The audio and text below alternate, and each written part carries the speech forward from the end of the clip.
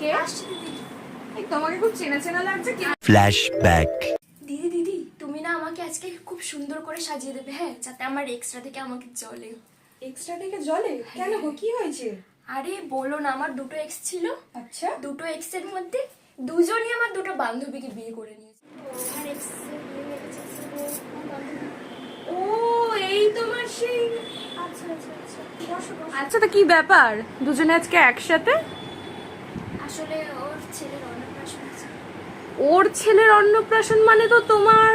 হ্যাঁ হ্যাঁ, ওই নিমন্ত্রণ করেছে আমাকে, মাসি বলে কথা, স্পেশাল মাসি। ও বান্ধবী স্পেশাল মাসি মানে? আরে তোমার বুঝেছি বেশি। আচ্ছা আচ্ছা।